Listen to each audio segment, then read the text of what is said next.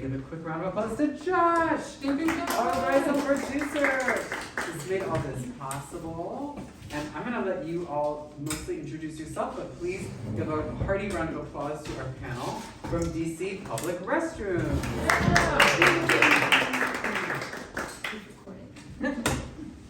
So this is our second opportunity to be with Shawn. Janet, you reminded me 3 years ago we went to a presentation we did in downtown DC.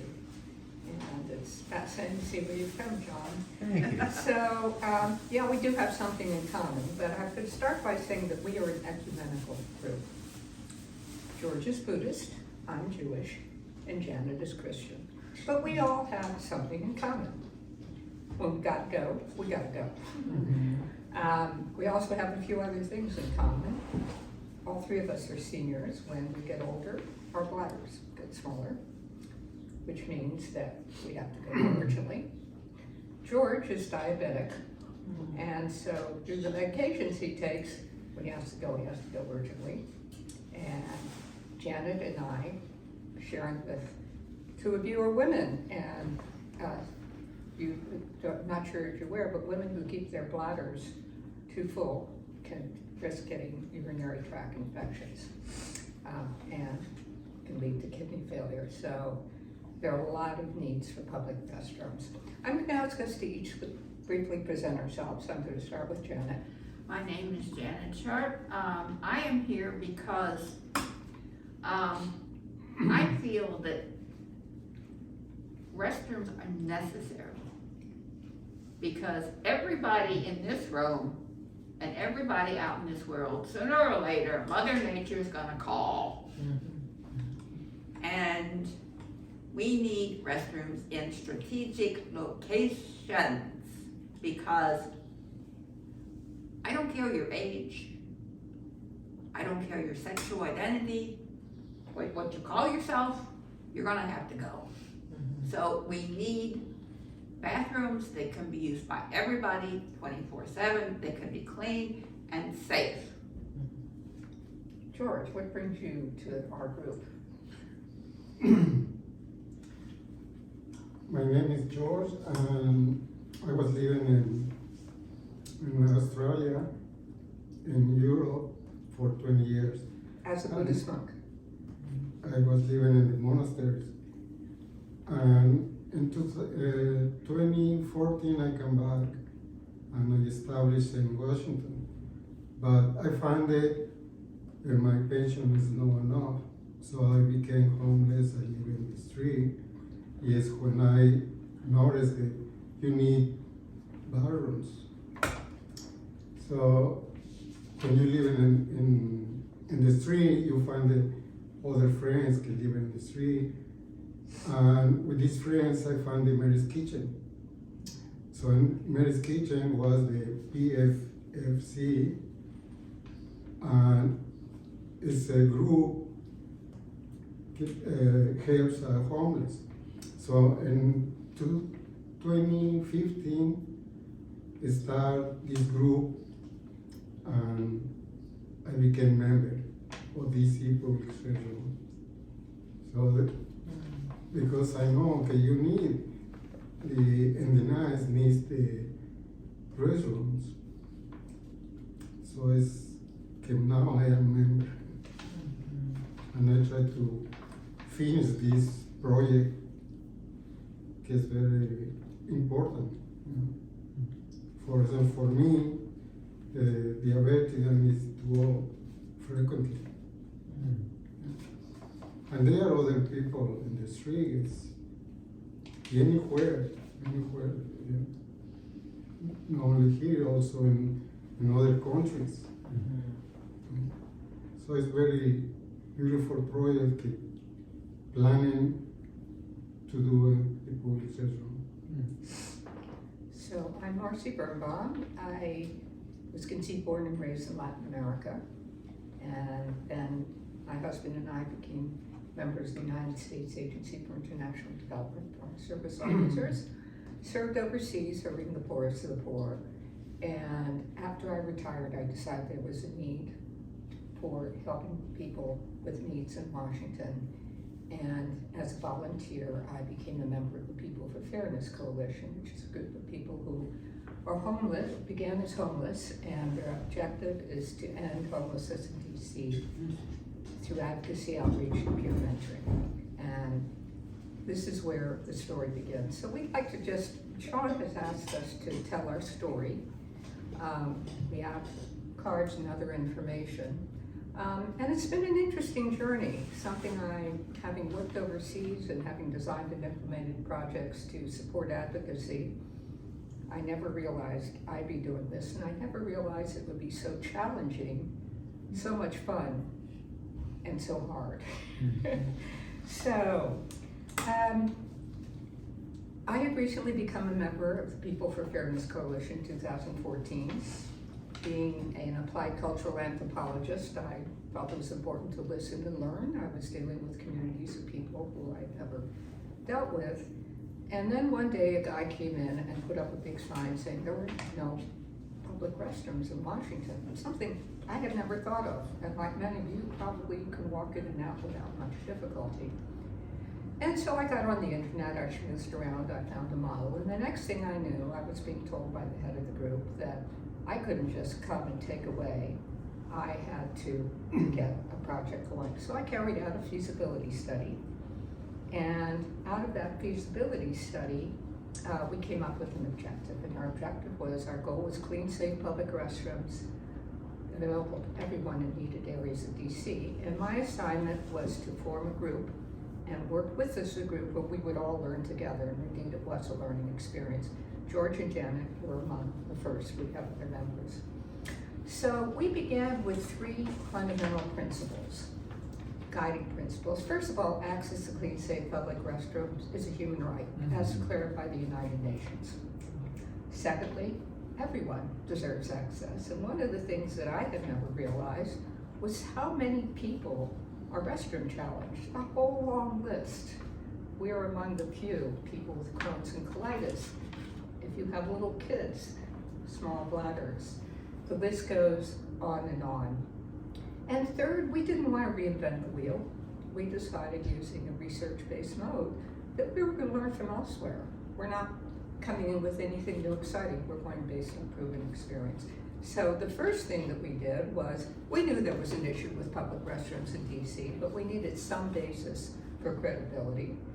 And so we selected 5 areas of DC, the downtown area, that met 2 criteria: a lot of pedestrian traffic and a lot of people experiencing homelessness. And we went out and visited, a group of us, 85 restrooms to see what the needs were. So George is going to briefly describe, he was very active in this, what he did. Well, it's very interesting to do this. Where did you go and what did you do? Out different places to business restrooms and check it out over there. Is clean, or give you permits to go. Some business no let you go in, so it's very hard. You need to buy something for let you in. And I help in everything that we need, but the most important is that you meet very interesting people, very like in the council, different other organizations. They are very nice people who try to help us to do this program. So George went to DuPont Circle, he went to Columbia Heights, he went to Georgetown. We also visited Gallery Place. And we ended up collectively going into 85 restrooms, ranging from fast food places to fancy restaurants to Starbucks. And first was, could we get in? Were we allowed? I wasn't part of it. We were working together. Was the restroom clean and safe? And what were the hours? And out of that came an inventory in which we used as the basis for our work, which was, we found in 2015 that of the 85 restrooms we collectively visited, 43 let people in who weren't customers. And The hours in many places were limited. And so we then started work, and we realized that we needed more information. So over time, we continued doing this study in these same places. 2016 we went, and 28 of the 43 permitted people to come in. More and more signs were coming up, closed only for people who came there. And in 2017 down to 11. So it was very clear that there was an issue. In the process of doing our feasibility study, we identified different options for clean, safe public restrooms. And so one of them is standalone public restrooms. I don't know if any of you have been to Europe or other cities. This is a very common model. It's called an automated public toilet. They usually have to pay. They're in San Francisco, a few other cities. And they're kept clean with water, but one of the issues that we found is that it can use a lot of water. They can be very expensive. And there was an issue of safety in some neighborhoods, not always, because they're totally closed when you go there, but it was an option.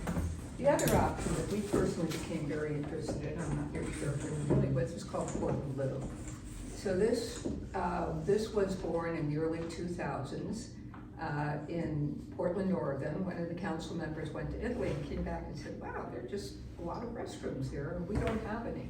And they had serious issues. They had tourists coming into port, needing restrooms. They had an area with a lot of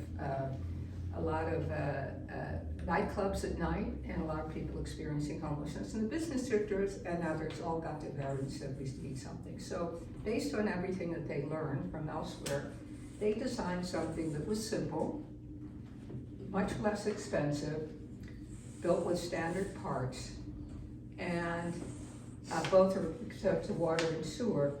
And in the process, they developed certain principles based on crime prevention for environmental design, which is, it's very important if you're going to have a standalone public restroom that it's in an area with a lot of pedestrian and other traffic so people can see what's going on.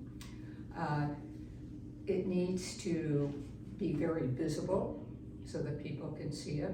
Strong community input and support was very, very critical in near water and sewer. So this was one set of options. The other is something that was brought to our attention, and this is called community toilet scheme. So many years ago, in 2008 in England, where they have much more belief in the importance of restrooms than we are, with the economic downturn, they needed a way to generate more restrooms. And so they went out to businesses and got businesses to sign a contract where they would receive an incentive to open their restroom to the public. And they had to make it available to everybody except during unusual circumstances. So this is downtown London, and they have a decal. This one says you may use our toilet. Each one varies to different boroughs, and its existence in many places. And it's a benefit to businesses too. They show that they have a public conscience, but also people will often come in and use their restrooms and then end up buying something. So with the assistance of one of our colleagues who joined us, who's a public relations specialist, we developed a presentation, learned presentation skills. I had given presentations in PowerPoint to ministers of education. I can't believe how terrible they were, until Leonard really taught us how to do it right. Our second presentation was to Brianne Nadeau, who had recently joined the DC Council. And we talked about what we were doing, we talked about the options, and then we were focusing on one area based on experiences in other cities where you get the whole community together to push. But the next thing we knew, Brianne was so interested that she said, well, we're going to develop a bill, and we want your help in doing it. So using the information we have from our research and elsewhere, the bill was developed, and it was Bill 220223, Public Restroom Incentives and Promotion Act. And we were suddenly thrown into a whole focus of looking at all of Washington, DC. And so this happened in late 2016. And over this period, we did over 70 presentations to many organizations, to to bids to about 15 or 16 ANCs to bid to groups that supported the homeless, to churches and elsewhere, to share with them. And our objective was really to educate people, raise consciousness of the need for clean, safe public restrooms, educate them on why they're necessary and who needs them, and provide some options. So Janet will share a few of the places because she provided many of these presentations. Okay, well, it was ANC's council members, Nudo and Che, Golden Triangle bid, Downtown DC bid, DuPont Circles, Citizen Association, DC Hotel Association, Church of the Epiphany, and Friends Meeting of DC. Among the many. That was part of the list.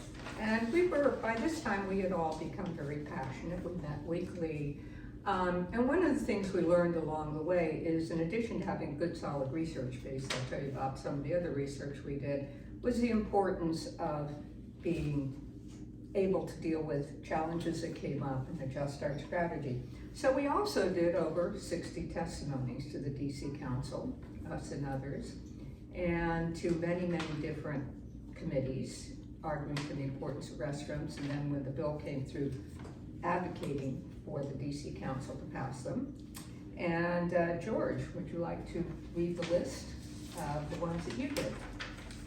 Well, I did testimonies for Department General Service, Department of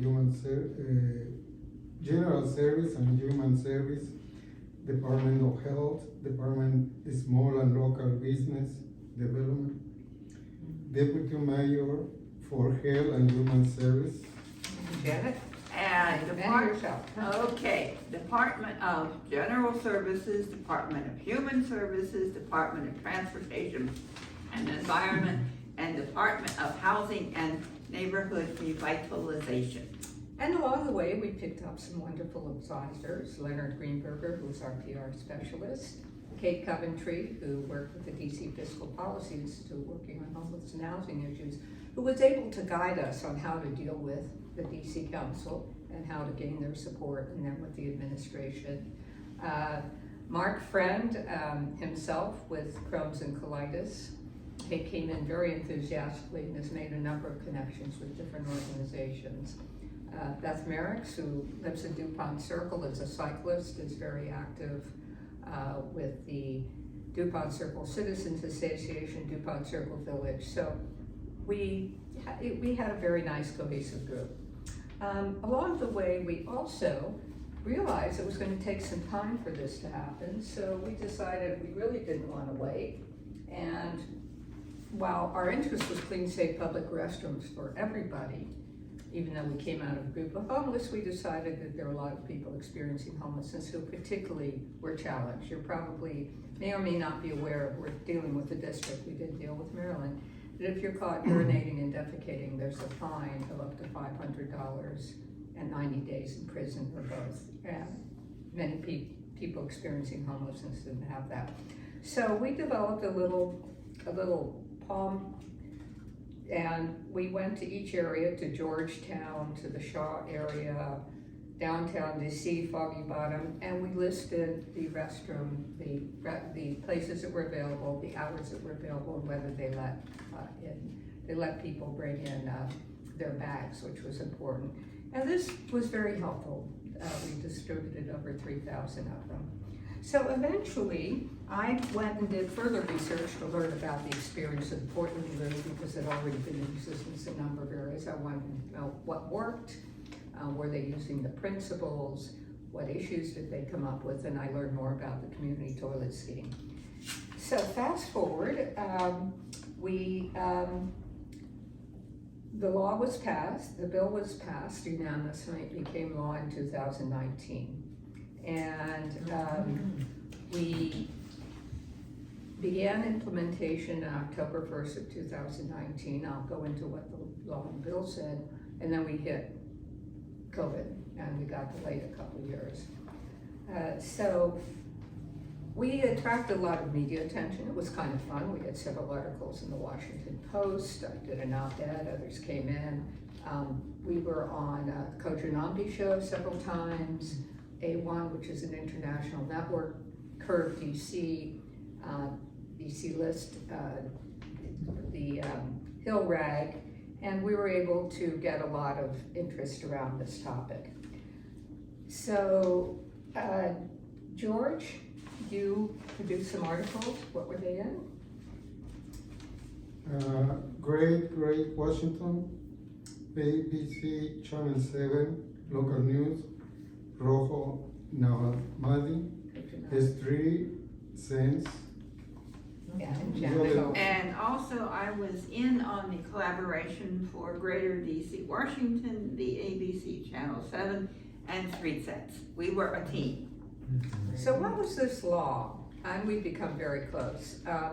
What was this law? So the law dictated that Washington DC was to pilot 2 options for public restrooms. The first was to pilot 2 standalone restrooms open 24/7.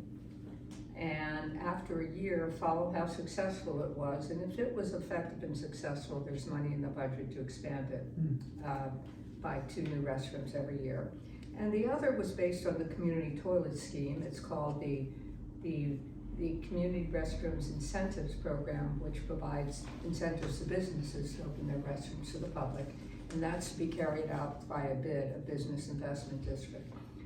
So the good news is that both of them are being implemented. I won't go into the process, but for the first one, they had to go out and determine where there was interest in public restrooms and then put together a working group to come up with recommendations. We're still waiting for that working group. And the other, that was to be carried out through the Department of General Services, and the Department of Small and Local Business Development was charged with the Community Restrooms Incentives Program, and they have recently come out with guidelines and to move. So the good news is that, how many years later? Almost 7 years later, somebody said you could grow an oak tree in that time. These laws are going into effect. The challenge of going through a business or law was it takes time. It takes time. In other cities, it's been a lot more effective and quickly because somebody gets in there, puts money into the department budget, and off it moves. But it is moving along. We have been successful. DC amended its comprehensive plan a couple of years ago, and we were able to get in 2 amendments, one directing the importance of when the street areas where they have a lot of pedestrian traffic, putting up restrooms, and one encouraging restrooms for parks. But in downtown DC, at the time we did it, in that whole downtown area, there were 5 restrooms open to the public. You had the tourist center, the White House, you had Lafayette Park, you had Union Station, the National Building Museum, the National Portrait Gallery, and a very exciting 2 open 24/7, the Lincoln and Jefferson Memorial. So there you are, late at night. It's hard to get to. Just to give you a contrast, London, the city of London, which has about the same square mileage and has a lot of the same characteristics, many people coming in to work, many tourists, a lot of shopping, etc., has 10 standalone restrooms open 24/7, 8 that are open to the public, 8 a.m. to 6 p.m., 4 that are manned. Urinals that come up at night, and 75 businesses that open the restroom to the public with apps. I can't speak for this area, we haven't come out here, but clearly the US is drastically behind most other countries, and it comes kind of a surprise to tourists when they come here from other countries. What's going on? We don't have clean, safe public restrooms. So there we are. We're continuing to move along, and now our focus is helping to implement the law. We reconfigured ourselves as DC Public Restrooms. So our task now is to help making sure the law is being implemented adequately. Our most recent challenge was last week, we all testified at the Department of General Services budget hearing because the estimate for what it was gonna cost for standalone plus for public restrooms, it was underestimated. And so we had to push to make sure the money is there. So it's always a new and interesting surprise, and we've received a lot of interest from around the country. People have called, have met with us. Silver Spring is very interested in doing something. And there's a lot more to say. We are about to start our own website, but those of you who are interested, you can go to PFFC DC where all of our testimonies and research is. And these are some handouts that we had prepared. This one provides a summary of the pilot for the community restrooms and the standalone. And then this is new DC law expands access to public restrooms and why they're needed. So that's it basically in a nutshell, and we're probably double the age of you guys. But you know what? We're gonna keep at this, right? Until our last dying breath, because I, who had never even thought about this when I came into PFFC, it's now become a passion, just like it is a passion for Shawn to do what he's doing. Well, thank you so much. Let's give them a round of applause. Join me for a second, and we are a small enough group, I think, maybe we can chat for another 10-15 minutes. I guess I would just love to start by asking, for those of us who are here, like, how can we all be helpful in making sure that this moves forward? Like, what's the kind of, is it to join DC Public Restrooms, or what else can we do to ensure that this I is guess fulfilled? my first question is this an issue? Has it been an issue for any of you? That's a great question. Yeah? Yeah, I'm seeing some nods.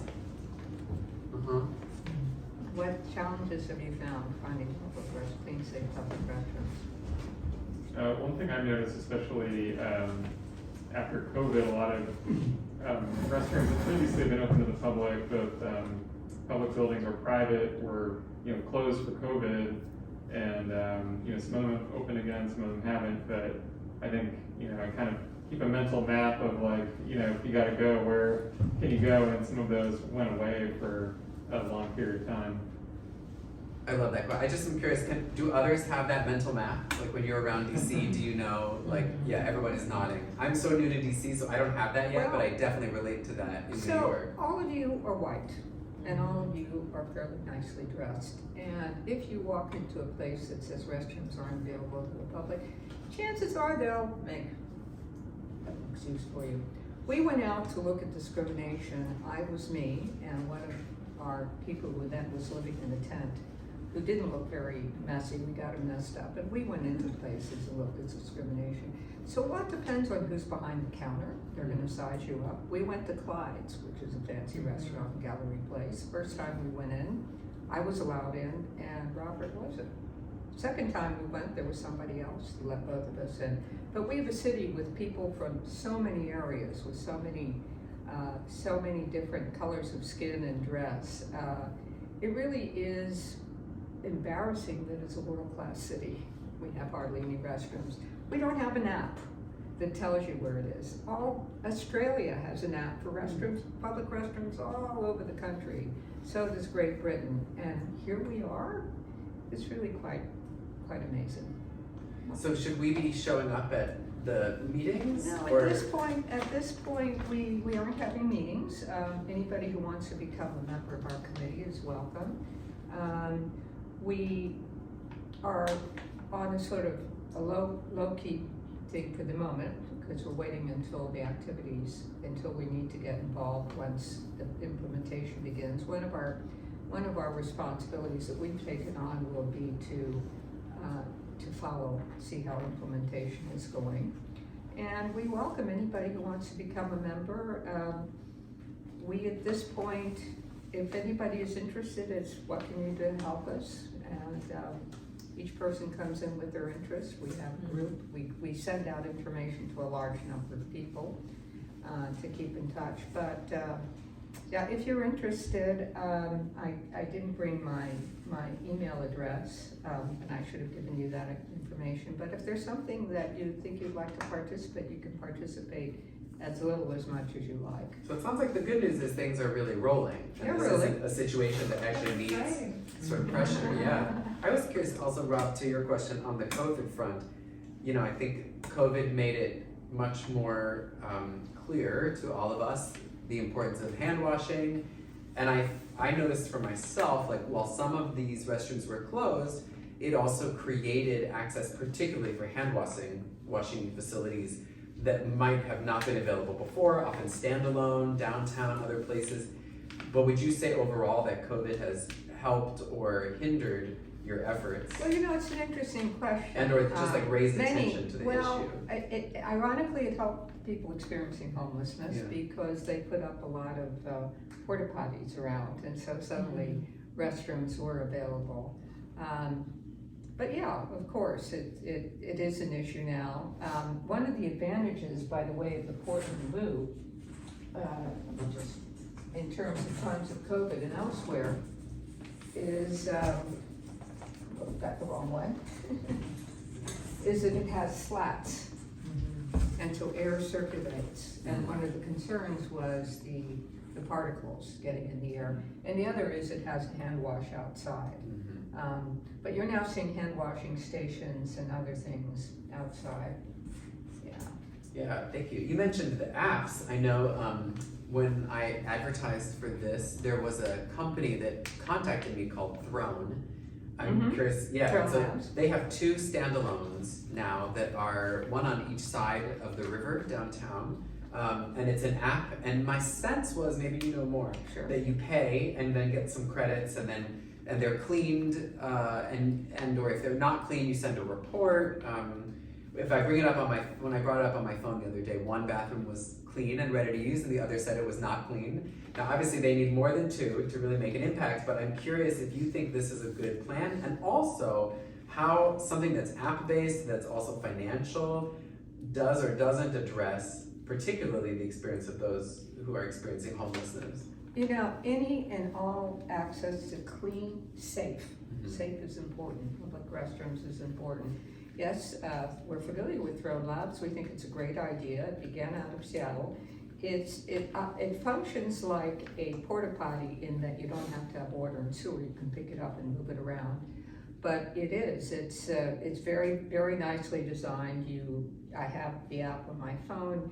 You know where it is. You can actually schedule the time you go in. Everything opens automatically. And they're still working on it. One of the issues is the financing.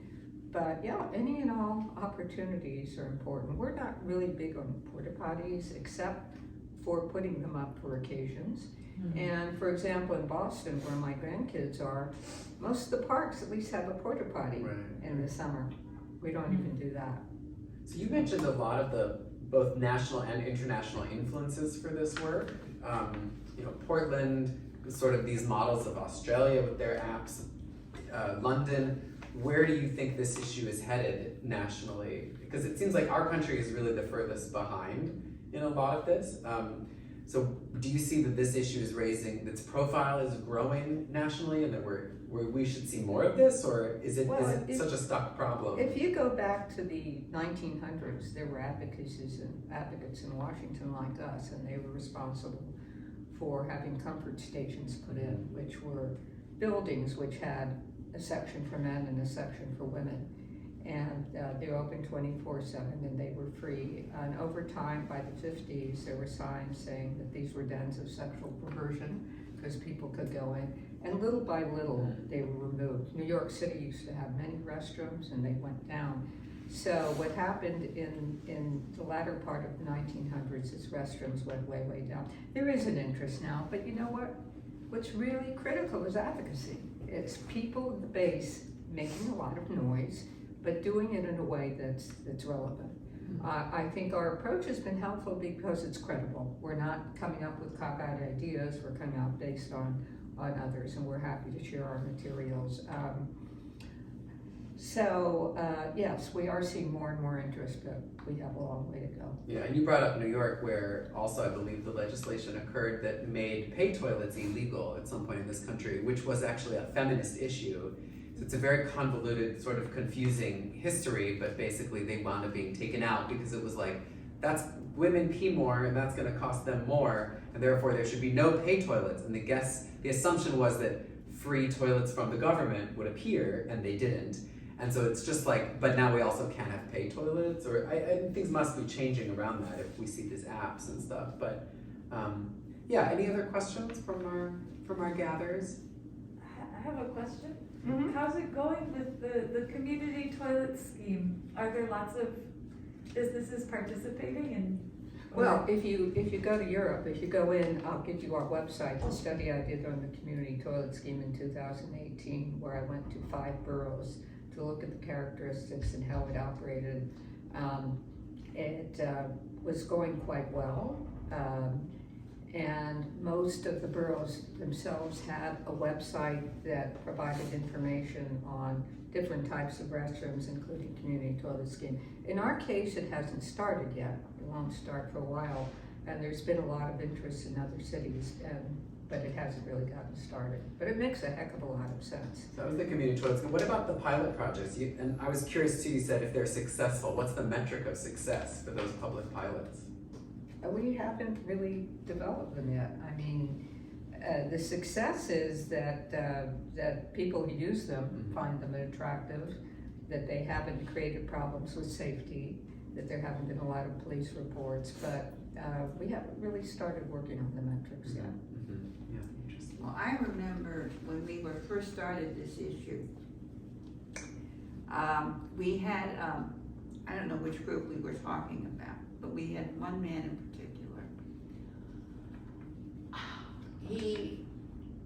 I remember when we started talking about it, I watched his face, and it was going, no. He looked at us, but I think it went in one ear and out the other, and it turned out to be the safety issue. He was concerned about the safety issue, and it was like, okay, but where, doesn't everything have a safety issue? And his concern was probably the homeless. So here's the other thing. DuPont Circle was the ideal place. Just lots of bars and restaurants open late at night, lots of tourists, lots of people traveling. And we couldn't get support from the key agencies. And the subtext was, we don't want those dirty homeless people moving into our areas. We don't trust them. Which is kind of a shame because anybody can go in and leave a toilet payment and anybody can make it dirty. So basically what we found is you were either receptive in the beginning because you might have your own issues where you need to urgently use the restroom and you appreciate it, or your eyes are open, and some people like this guy are just saying, no way. So the only way to try it is to pilot it. We have identified areas that we believe meet the criteria. We hope they'll be the ones that are used. One is at, if you know, downtown 14th and U Street, where the Reeve Center is, there's a lot of activity during the day and night.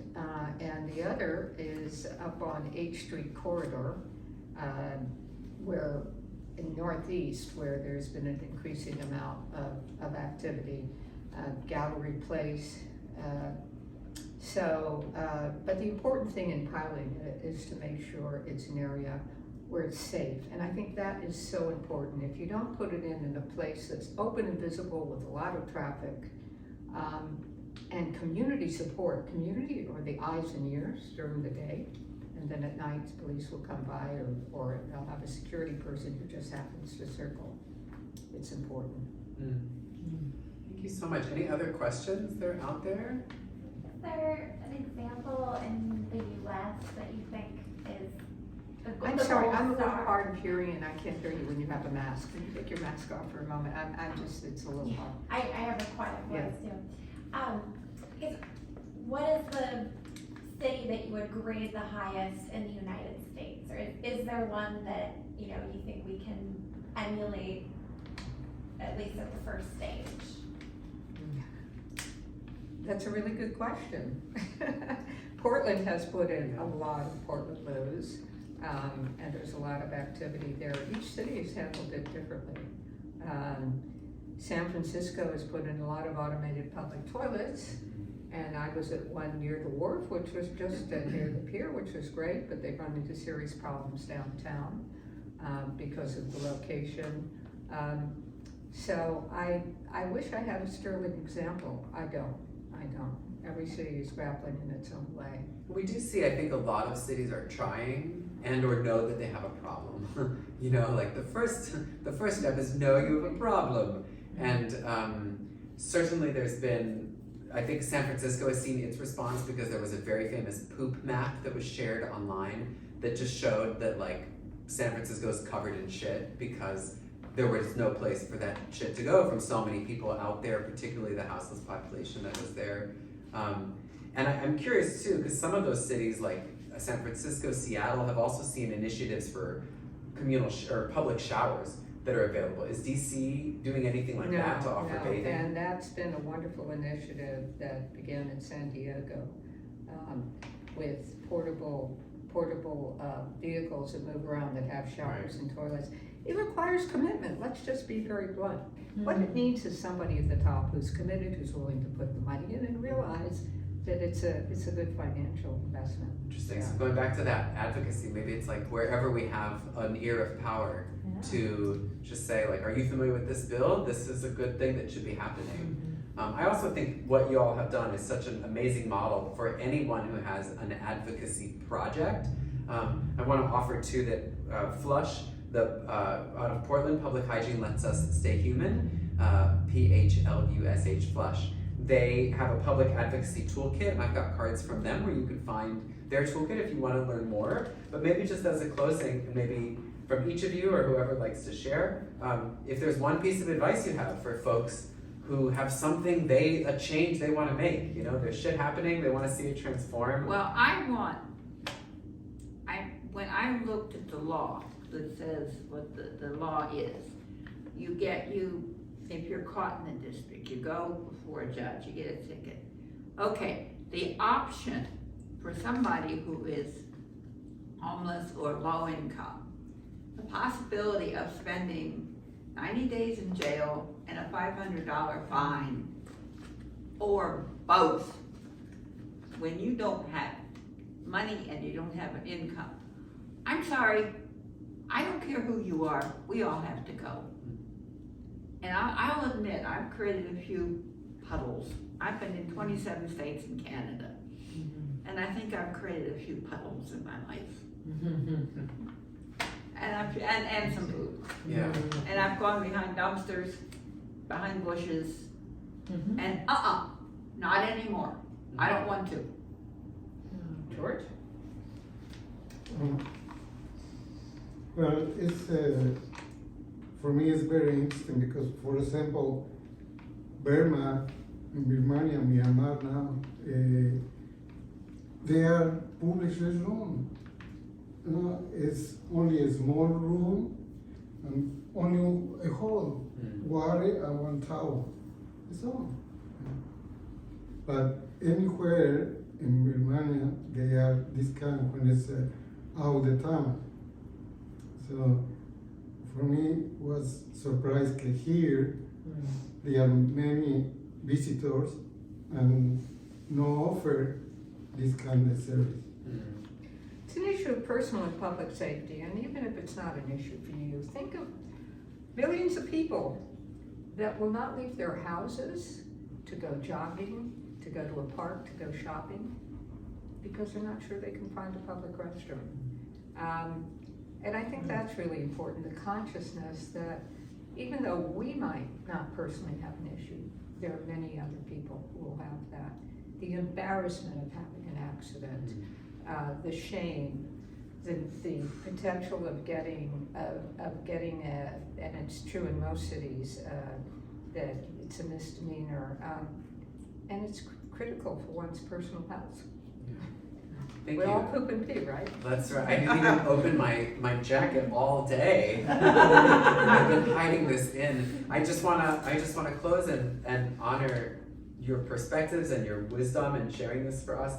Janet, what you said is so touching and reminds us that we can't it's not fair to criminalize something without also providing a resource for people to do a different thing, right? And to suggest that for all of us, this also begins with not criminalizing pooping and peeing, to create a culture where this becomes a normal thing that we do, and so of course as a society we take care of it. So, that can start in our own homes and making sure that people who come over know they have the availability, no embarrassment, etc. So I just want to, again, give our panelists a round of applause and DC Public Restrooms. Thank you so much for coming today. And Thank you for officially the end. joining us, and Shawn, thank you for your passion. I mean, this has become your life. Your life Yes. passion. Yes, to my parents' chagrin, here we are.